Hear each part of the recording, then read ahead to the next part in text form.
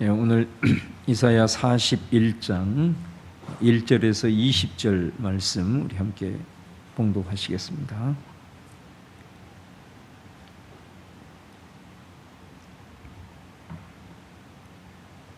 이사야 41장 1절에서 20절 말씀입니다. 시작.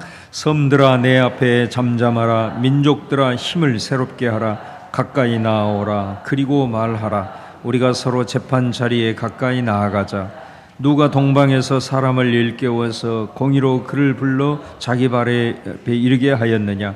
열국을 그의 앞에 넘겨주며 그가 왕들을 다스리게 하되 그들이 그의 칼에 티끌 같게 그의 활에 불리는 촉에 같게 하며 그가 그들을 쫓아가서 그의 발로 가보지 못한 길을 안전히 지났나니 이 일을 누가 행하였느냐. 누가 이루었느냐. 누가 처음부터 만대를 불러내었느냐. 나 여호와라. 처음에도 나요 나중에 있을 자에게도 내가 곧 그니라. 섬들이 보고 두려워하며 땅끝이 무서워 떨며 함께 모여와서 각기 이웃을 도우며 그 형제에게 이르기를 너는 힘을 내라 하고 목공은 금장색을 격려하며 망치로 고르게 하는 자는 매질꾼을 격려하며 이르되 땜질이 잘 된다 하니 그가 못을 단단히 박아 우상을 흔들리지 아니하게 하는도다. 그러나 나의 종 너 이스라엘아, 내가 택한 야곱아, 나의 벗 아브라함의 자손아, 내가 땅끝에서부터 너를 붙들며 땅 모퉁이에서부터 너를 부르고 내게 이르기를 너는 나의 종이라. 내가 너를 택하고 싫어하여 버리지 아니하였다 하였노라. 두려워하지 말라. 내가 너와 함께함이라. 놀라지 말라. 나는 네 하나님이 됨이라. 내가 너를 굳세게 하리라. 참으로 너를 도와주리라. 참으로 나의 의로운 오른손으로 너를 붙들리라.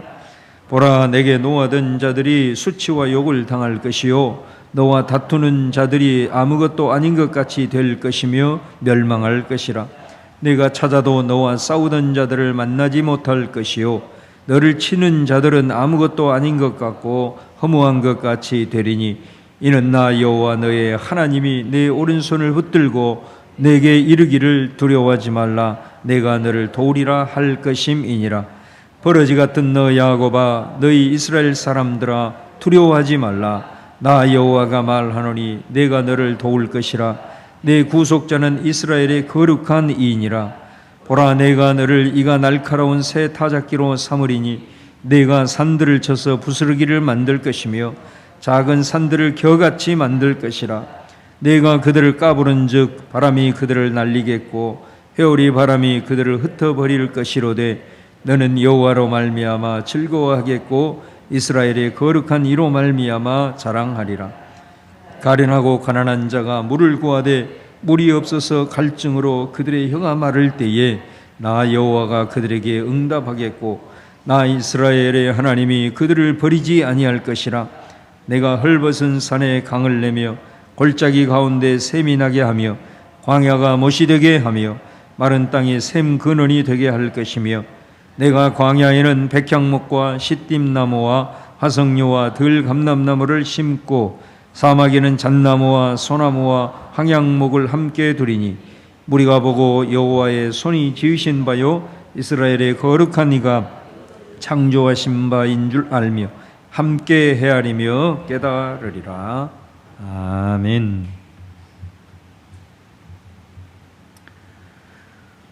오늘 말씀에 보시면은 1절에서 우리 7절 말씀까지 우리 하나님께서 한 사람을 세우시는 그 내용이 나오고 있습니다.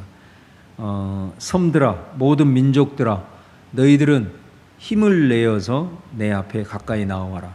그리고 우리가 한번 서로 변론을 해보자, 재판을 해보자 라는 것입니다.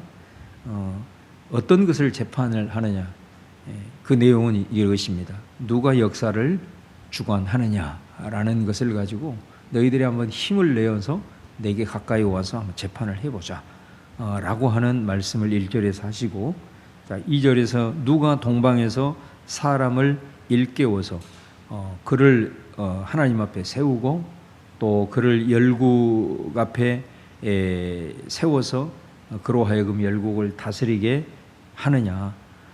누가 가보지도 않는 그 길을 안전하게 그로 하여금 가게 하고 또 이 모든 일을 이루었느냐라는 걸 말씀하죠.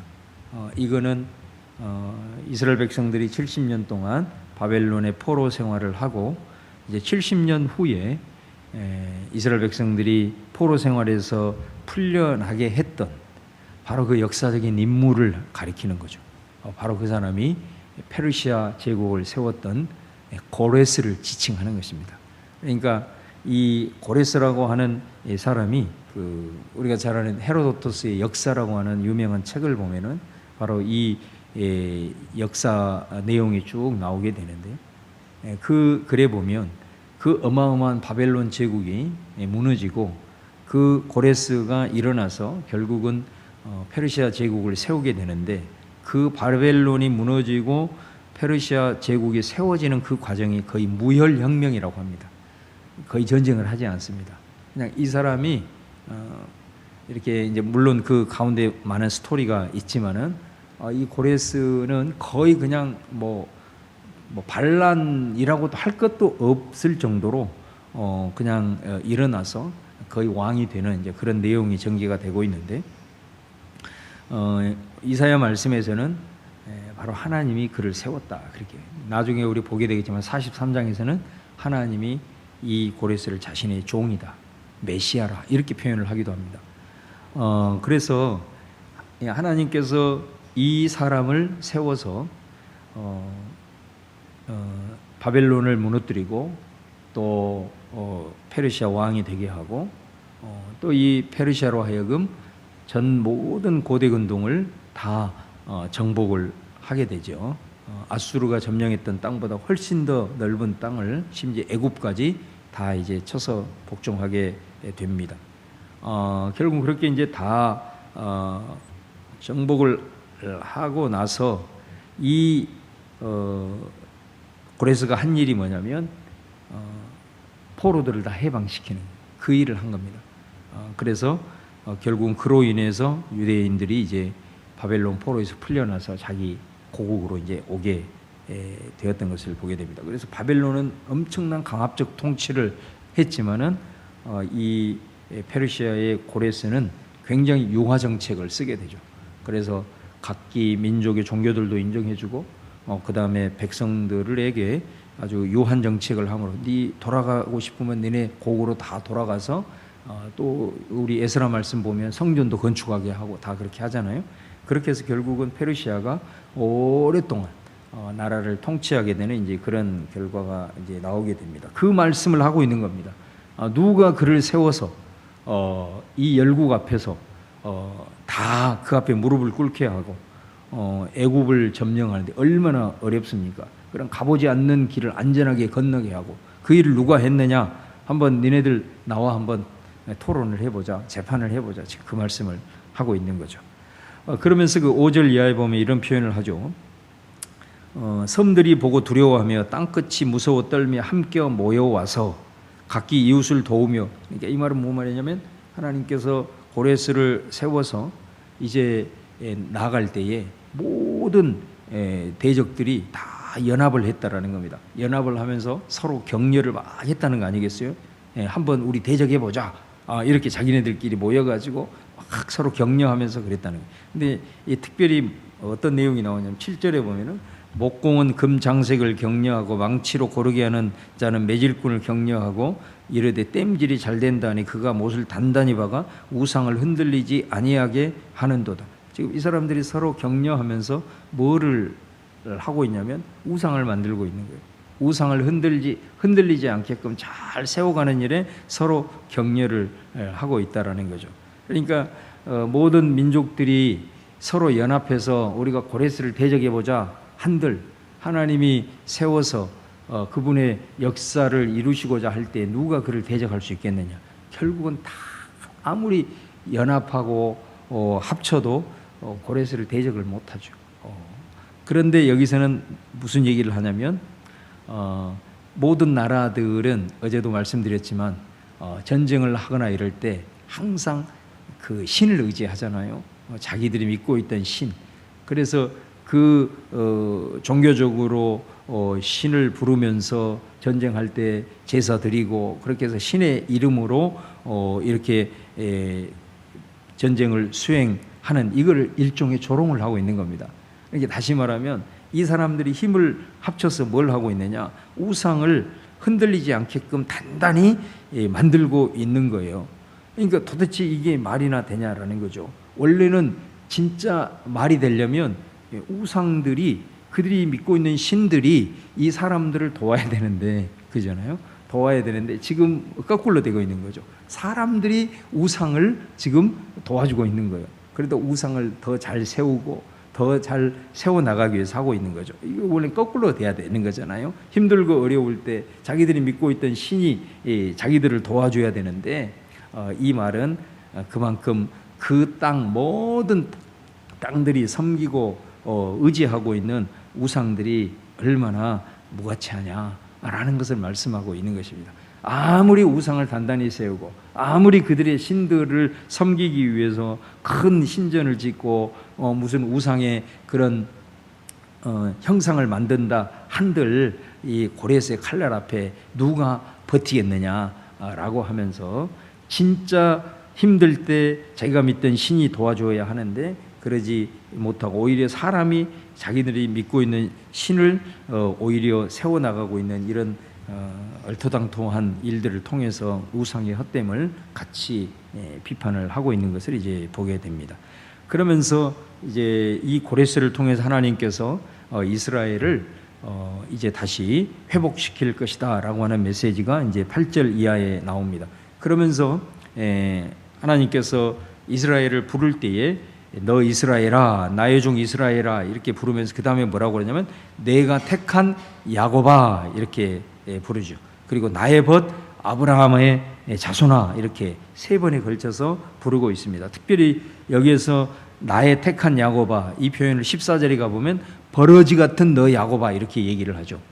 그 말은 무슨 말이냐면은 왜 야곱이라는, 야곱의 물론 후손이기 때문에 이렇게 부를 수 있지만은 여기는 어떻게 보면 그 야곱이 가지고 있는 그런 연약한 부분들을 사실은 얘기를 하고 있는 거죠.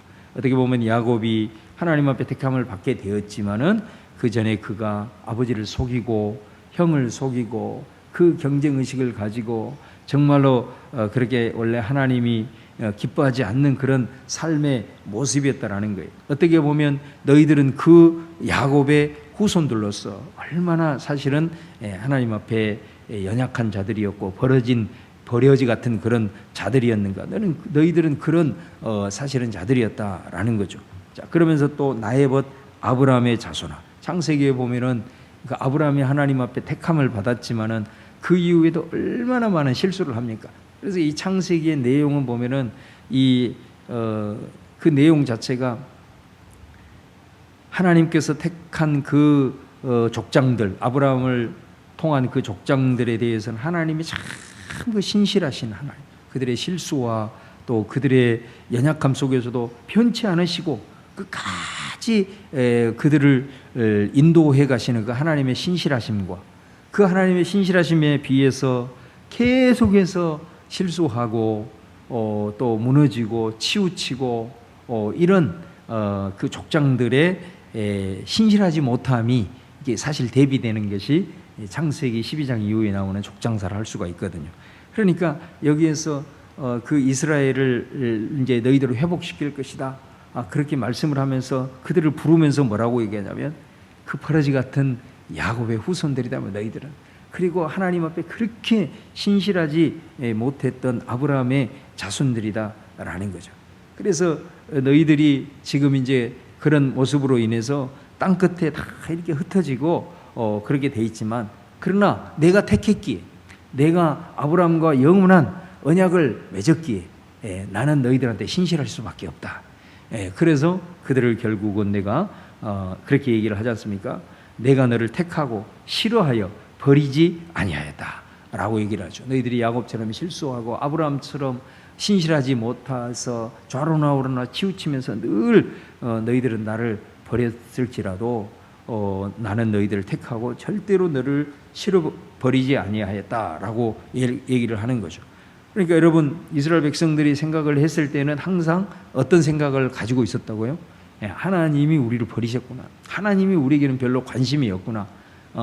그러면은 어떻게 저렇게 성전이 무너지고 이렇게 이방인의 말발굽에 택한 백성들이 이렇게 고통을 당해, 이런 생각으로 큰 마음의 상처와 충격을 받고 있었지만은 이사야를 통해 하나님이 계속해서 말씀한 거예요. 내가 너를 버리는 게 아니었다, 버리는 게 아니다 라는 것, 그것을 말씀을 하면서 이제 내가 너희들을 도와줄 것이다, 너희들을 회복시켜 줄 것이다 라고 하는 내용이 쭉 언급이 되고 있습니다. 그러면서 이제 너희들을 괴롭게 했던 자들, 11절 이하에 보면은 내게 노하던 자들이 수치와 욕을 당할 것이고, 또 너와 다투던 자들이 아무것도 아닌 것 같이 될 것이고, 또 15절 이하에 보면은 내가 너를 날카로운 새 타작기로 삼아서 너를 대적했던 모든 세력들을 다 쳐서 부스러기를 만드는 그런 내가 도구로 너희들을 사용할 것이다. 그렇게 하나님께서 말씀을 하고 있습니다. 그러니까 하나님께서는 이 이스라엘 백성들을 세워가기 위해서 역사의 흐름 속에서 하나님께서 주관하셔서 한 고레스라고 하는 지도자를 세워가지고 그로 인해서 모든 역사의 처음과 끝을 주관하시는 하나님의 전능하심을 보여주시고, 그 과정을 통해서 정말로 생각하지도 못했고 이제 우리는 다 끝났구나 이렇게 생각을 했을 때 하나님께서 그들을 기억하사 버리지 아니하시고 선택하셔서 다시 그들을 세워 일으키게 하시는 하나님의 역사를 그들 가운데 미리 예언을 하면서 보여주고 있는 내용이 오늘 내용이라고 할 수 있습니다. 자, 그러면서 17절 이하에 보면은 이런 얘기를 합니다. 가련하고 가난한 자가 물을 구하되 물이 없어서 갈증으로 그들의 혀가 마를 때에 나 여호와가 그들에게 응답하겠고, 또 18절 이하에 보면은 헐벗은 산에 강을 내고 골짜기에 샘이 내게 하고 광야가 못이 되게 하고 마른 땅에 샘 근원이 되게 할 것이며, 그래서 마지막 20절에 보면은 무리가 보고 여호와의 손이 지으신 바요 이스라엘의 거룩한 이가 이것을 창조하신 바인 줄 알며 함께 헤아리며 깨달으리라. 다시 말하면 이 모든 역사를 주관하시면서 너희들을 심판한 것 같지만 버리지 아니하고 이 모든 과정을 겪게 하시는 모든 일들, 그리고 때가 되어서 하나님이 너를 다시 회복을 시키시는 모든 이유는 바로 오늘 17절 이하에 딱 한 단어로 요약이 된다는 거예요. 새 창조의 역사를 위해서, 새 창조의 역사를 위해서 너희들을 완전히 새로운 존재로 변화시키는, 영적으로도 하나님 앞에 새로운 모습으로 변화시킬 것이고, 그리고 너희들의 앞으로의 삶의 모든 부분도 새로운 이전과는 다른 새로운 창조의 역사를 이룰 것이다. 이 내용이 계속해서 반복이 되죠. 그래서 이 회복의 역사를 얘기하면서 이사야는 이 모든 일들의 새로운 일을 이루시고, 예레미야는 새로운 언약으로 함께 하시고, 에스겔은 새로운 성전으로 너희들과 함께 하실 것이다. 새 창조의 역사를 이룰 것이다. 이것을 위해서 이 모든 일들을 주관하시고 또 행하셨다라는 것을 보여주는 거죠. 그러니까 여러분, 이 이사야의 말씀을 가만히 이렇게 묵상하고 이 말씀을 가만히 이렇게 생각을 해보고 나아갈 때에 이 사람들이 자신들이 지금까지 70년 동안 고통 가운데 이제 처해질 것이고, 또 그 고난 가운데 그들이 들어가는 것에 대한 해석이 달라지는 거죠. 처음에는 하나님에 대한 서운함과 하나님의 백성으로서 이제는 끝났다고 생각하는 그런 원망과 불평함이 있었지만은 이 이사야의 예언을 통해서 이 모든 일들 속에 하나님의 역사를 주관하시는 하나님의 역사가 있구나. 그리고 반드시 하나님께서 우리를 회복시키시는구나. 그럼 하나님이 왜 그렇게 우리를 회복시키는 그 과정에서 우리에게 고통을 주고 우리의 삶에 그런 고난이 왔는가? 바로 그것은 그 과정을 통해서 우리를 새롭게 창조하기 위해서, 영적으로든 그리고 이전과는 다른 존재로 그 죄성에 찌들린 우리들에게 은혜를 주시고 새로운 창조물로서, 피조물로서 완전히 새로운 변화의 사람으로서 우리를 세워가기 위한 하나님의 경륜이 그 안에 있었다라는 것을 깨닫게 되는 거죠. 여러분, 이게 얼마나 중요한 말씀입니까? 우리 그리스도인들이 하나님을 붙들고 살아가려고 애를 쓰기도 하고, 또 어떤 경우는 하나님 앞에 신실하지 못해서 좌로나 우로나 치우치고, 내가 한번 결단을 함에도 불구하고 나의 죄성을 극복하지 못하고 무너져서 정말로 또 때로는 어떤 가운데는 완전히 인생의 그 비참함 속에 내려갔을 때, 우리도 똑같이 이스라엘 백성들처럼 그런 불평과 원망과 또 한숨과 탄식으로서 시간을 보낼 수가 있다 이거죠. 그러나 오늘 이 말씀을 통해서 우리 이 하나님께서 이 모든 과정, 반드시 너를 도와서 내가 버리지 아니하고 너를 싫어하지 아니하고 다시 회복시킬 것인데, 이 모든 과정이 왜 필요했느냐? 그래야만 네가 새로워질 수 있기 때문에. 그리고 네가 이전에 보지 못했던, 내가 너에게 원했던 사명의 길, 그리고 너희가 너에게 원했던 길이 있는데 왜 너는 그 길을 보지 못하고 계속해서 인간의 탐욕과 그런 생각만을 가지고 네 길을 걸어가려고 하느냐? 우리의 삶에 가던 길을 스톱하게 해서 하나님께서 내게 계획하시고 뜻하시고자 하는 길로 인도하기 위해 새로운 길을 여시고 새로운 창조의 역사를 이루시고 나를 새롭게 변화시키기 위한 하나님의 계획이 있었다는 거예요. 여러분, 우리 잘 아는 종교개혁을 일으켰던 그 마틴 루터 같은 사람도 말이에요, 그가 워낙 공부를 잘한 사람이기 때문에 그가 원래는 법학을 전공을 하고 법학 박사를 받고, 그래서 그 아버지가 얼마나 기대를 많이 하고 그렇게 승승장구하고 있는 가운데, 여러분 잘 아시는 대로 자기 친구하고 그 길을 가다가 갑자기 하늘에서 벼락이 떨어진 거예요. 그런데 그 옆에 있는 친구가 벼락을 맞아버린 거예요. 그래서 그 친구가 즉사를 하게 됩니다. 그러니까 이 사건은 이 루터의 인생을 바꿔놔버린 거예요. 그래, 도대체 이게 사람의 삶이라는 게 뭐냐, 생명이라는 것이 뭐냐, 죽음이라는 것이 뭐냐 라고 하는 것에 대해서 다시 한번 되묻기 시작한 거예요. 계속해서 되묻고, 왜 내게 일이 일어났느냐, 그 슬픔 속에서 모든 걸 스톱을 하고 거기서 몸부림을 치면서 울부짖으면서 나가는 거죠. 결국은 그가 가던 이 법관의 길을 포기하고 다시 신학을 하게 되는 거죠. 그래서 여러분, 인류 역사상 가장 많은 책이 나온 사람의 인물이 누군지 아세요? 마틴 루터예요. 인류 역사상 어떤 사람에 관한 책이 제일 많느냐? 마틴 루터입니다. 마틴 루터와 관련된 그의 사상, 그의 인물, 그와 관련된 책이 전 역사적으로도 가장 많은 책이 출판이 될 정도로 그런 인류 역사에 있어서 아주 엄청난 영향력을 끼치는 그런 사람이 되었던 것을 보게 됩니다.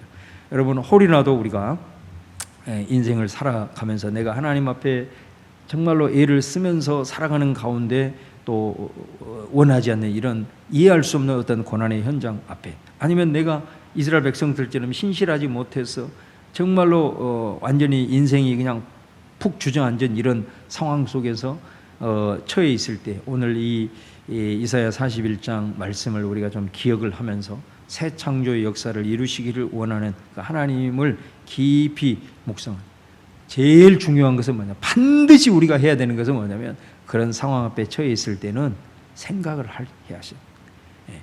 내가 가던 길을 좀 스탑하고 깊이 묵상하고 하나님 앞에 기도하면서 그 문제를 씨름하며 나가는 것이 중요합니다. 그러지 않고 그리스도인이라 할지라도 그 상황 앞에서 계속 불평만 하고 원망만 하고 탄식만 하고 있다면 길은 절대 보이지 않습니다. 오늘 하나님의 이 이사야를 통해서 우리에게 주시는 이 말씀들은 언제 또 이런 상황에 우리가 닥칠지 모를 때 하나님께서 새 창조를 이루시기를 원하시는 그 하나님의 인도하심과 손길들을 깊이 묵상하시면서 그 속에서 내게 닥치는 고난의 의미들을 다시 한번 새롭게 해석해 나갈 줄 아는 그런 우리 성도들 될 수 있고, 또 그것을 또 우리 주변에 어려워하고 있는 이들을 향하여 함께 가르칠 수 있고 말씀을 나눌 수 있는 우리 모두가 될 수 있기를 주님의 이름으로 축원합니다. 네, 기도하겠습니다. 오늘 또 주신 말씀 생각하면서 이 말씀 주님 내 말씀이 되게 하시고 또 나로 하여금 이 속에서 아버지의 음성 듣게 하옵소서. 그리고 다시 일어날 수 있는 힘을 주시기를 바랍니다. 우리 같이 주여 한번 부르고 통성으로 기도합니다. 주여, 할렐루야. 주님 그렇습니다. 오늘도 아버지 하나님이여, 인생의 굴곡에는 우리가 날마다 처할 수밖에 없는 그런 상황 속에서 아버지 하나님의 그 속에서 내 인생의 모든 주권이 하나님께 속해 있고 처음과 끝을 주장하시고 사람을 일으켜 세우시고 하시고 대하기도 하시고 내게 사람을 붙여주기도 하시고 또한 아버지 하나님의 사람의 관계가 또 무너지고 모든 삶의 여정 속에서 아버지 하나님 다시 한번 걸어가던 길을 잠시만요 내 삶의 아버지 하나님이요 정말로 닥친 이 현실을 아버지 하나님을 말씀 앞에 새롭게 해석하면서 주님 앞에 경배하고 나아갑니다. 하나님 아버지 그렇습니다. 이스라엘 백성들이 그 상황 속에서 얼마나 고통스럽고 아버지 하나님을 원망하고 아버지 하나님의 무너진 삶이었겠습니까? 그러나 정말로 오늘 이사야 말씀이 그들에게는 얼마나 힘이 되었겠습니까? 오늘 우리에게 또한 아버지 하나님의 허락하셔서 새 창조의 역사를 이루시고 새 일기를 원하셨으며 결코 나를 싫어하지 아니하시고 택한 아버지 하나님의 자가 버러지 같은 존재였기 때문에 하나님께서 그들을 한순간도 아버지 하나님에 놓지 않으시고 인도에 갔던 아버지 하나님 그래서 새로운 역사를 이루시고 새로운 언약을 이루시고 새로운 성전을 이루셨으며 아버지 하나님의 거룩하신 것을 이루어 나가셨다고 하나님의 그 인도하심 속에 우리 살아가는 성 모두 아버지 하나님의 삶의 모습 하나님을 바라보게 하시고 아버지 하나님의 내 삶에 역사하시는 우리 찬양하신 아버지 하나님을 꼭 붙들고 아버지 하나님의 기도하며 주님의 뜻을 바라보면서 아버지 하나님 경배할 수 있도록 인도하여 주옵소서. 주님 무작정 달려가고 주저하는 일 하나님 주님 묵상하기를 바랍니다. 주님 앞에 아버지 하나님 더욱더